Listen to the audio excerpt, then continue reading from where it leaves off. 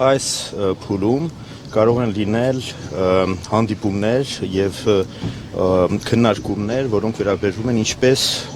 թույլ չտալ, որ նորից կրկնվի այն, ինչ որ եղավ ապրիլի սկզբին, ինչ որ Ադրբեջանը սանձազերծել էր այն լայնածավալ ռազմական ագրեսիվ գործողությունները Արցախի դեմ։ Առաջինը եւ երկրորդը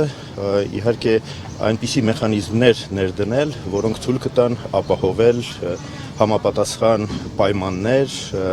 որպես հնարավոր լինի հետագայում բանակցային գործընթացը վերսկսել։ Սա է։ Պարոն Ալբանյան, Հայաստանը կարծես ձեռնպահ է մնում Արցախի ճանաչումը, հա, այդ դեպքում ինչն է պատճառը։ Դուք ասում եք ագրեսիա լինի, իշխանություններն ասում են կճանաչի։ Հիմա ագրեսիան տեսանք առաջ։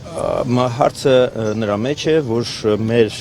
ձևակերպման մեջ, կառավարության կողմից ձևակերպման մեջ արձագանքի այն նախաձեռնության, որը արել էին երկու ուրեմն պատգամավորներ, ասված էր, որ դա կախված կլինի բանակցություններից Հայաստանի եւ Լեռնային Ղարաբաղի Արցախի միջև եւ նաեւ զարգացումներից միջազգային հարթակում։ Պետք է նկատի ունենաք, որ դա բավական նուրբ հարցեր են եւ այդպիսի ինչ որ հանկարծակի էմոցիոնալ ինչ որ քայլերով չէ, որ վախի հարց չկա։ Մենք որևէ բանից էլ չենք վախենում եւ դա ցույց է տալիս նաեւ նա, որ միջազգային հանրությունը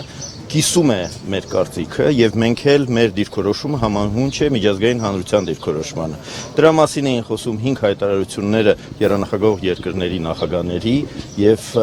դուք գիտեք, որ Ադրբեջանը մինչ այսօր խուսափում է որևէ հողում կատարելու այդ 5 հայտարարություններին, իսկ այդ 5 հայտարարությունները դա միջազգային հանրության դիրքորոշումն են Լեռնային Ղարաբաղի հիմնախնդրի կարգավորման վերաբերյալ։ Եվ նաև կհիշեցնեմ, թե Միացյալ Նահանգներից, թե Ֆրանսիայից, թե Ռուսաստանից հստակ հնչեց, որ գլխավոր ուրեմն հարցը բանակցությունների դա Լեռնային Ղարաբաղի ինքնորոշման նաև հարցն է եւ այդ խնդիրը միշտ գտնվում է կենտրոնում բանակցությունների եւ այդ բանակցությունների արդյունքում իհարկե պետք է ամեն ինչ անել, որ նաև ապահովի Լեռնային Ղարաբաղի ինքնորոշման իրավունքի թե ճանաչումը, թե իրացումը։ Պարոն Ախար, այս այն ինչ է Ռուսաստանի կողմից ճնշումների արդյունքում Լեռնային Ղարաբաղի ճանաչման հարցը կամ քննարկումների դա դատարկ խոսակցություն է։